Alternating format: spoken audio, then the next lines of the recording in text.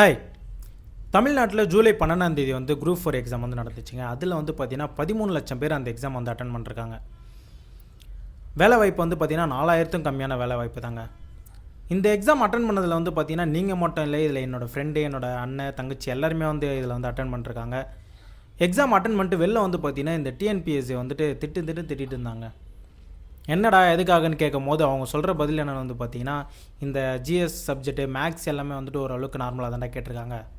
But இந்த பொது தமிழில் வந்து கேட்கப்பட்ட கேள்வி தான் வந்துட்டு எங்களால் வந்து ஏற்றுக்கவே முடியல. ஏன்னா இந்த குரூப் 4 எக்ஸாம் வந்து பார்த்தோன்னா இந்த 10th சிலபஸ் வரைக்கும் தான் கேட்பாங்க. மேக்ஸிமம் வந்து 11th 12th வந்துட்டு கேட்பாங்க. இது கேட்கப்பட்ட கேள்வி எப்படி இருக்குன்னு வந்து பார்த்தோன்னா, பிஹெச்டி லெவலில் வந்து கேட்டு வச்சுருக்காங்களா? நாங்கள் வந்து ரொம்ப வருஷமாக வந்து படிக்கிறோம் இதுக்காக. 10th சிலபஸை வச்சு தான் நாங்களும் வந்து படிச்சிருப்போம். இது இல்லாமல் வந்து பார்த்தோன்னா முன்னாடி இருக்க இந்த கொஷின் பேப்பரை வந்துட்டு ரிவைஸ் பண்ணுவோம். இதுதான் வந்துட்டு வழக்கமே. நம்ம ஸ்கூல்லேருந்தே இது தானே பண்ணுவோம். ஆனால் இதை தாண்டி வெளிலேருந்து கேட்டால் நம்ம என்ன பண்ணுவோம்? கோவம் தானே வரும். இந்த கொஷினை வந்து பார்த்தீங்கன்னா ஓலைச்சுவடியில் வந்து கேட்டிருக்காங்கடா. என்ன பண்ணுறது நாங்கள்? இவ்வளோ படித்தா வந்து பிரயோஜனம் இல்லாத மாதிரி இருக்கா அப்படின்னு சொல்கிறாங்க. இதில் வந்து பார்த்தீங்கன்னா இந்த ஓலைச்சுவடியில் வந்து கேட்டிருக்காங்க. 1953 இருக்க புக்ஸ்லேருந்துலாம் இந்த கேள்வி கேட்டிருக்காங்க.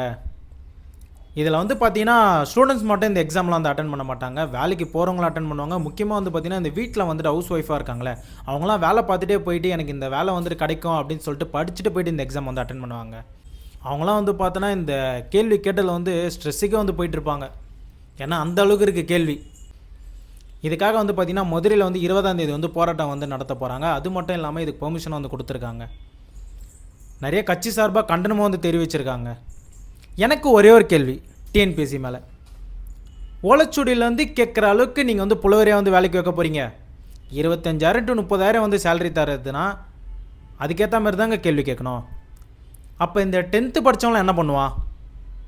அவன்லாம் வந்துட்டு போயிட்டு ஓலைச்சுவடி வாங்கி படிச்சுட்டு போயிட்டு எக்ஸாம் எழுதணும். 10th சிலபஸ்லாம் படிக்க தேவையில்ல அதானே? நீங்கள் வந்து குரூப் 4 எக்ஸாம் வந்து அட்டன் பண்ணியிருந்தீங்கன்னா நீங்கள் என்ன நினைக்கிறீங்க? இதை பற்றி உங்களுக்கு வந்துட்டு இந்த கொஸ்டின் பேப்பர் வந்து எப்படி இருந்தது? ஈஸியாக இருந்ததா, கஷ்டமாக இருந்ததா? கீழே வந்து கமெண்ட் பண்ணுங்கள். ஓகேவா?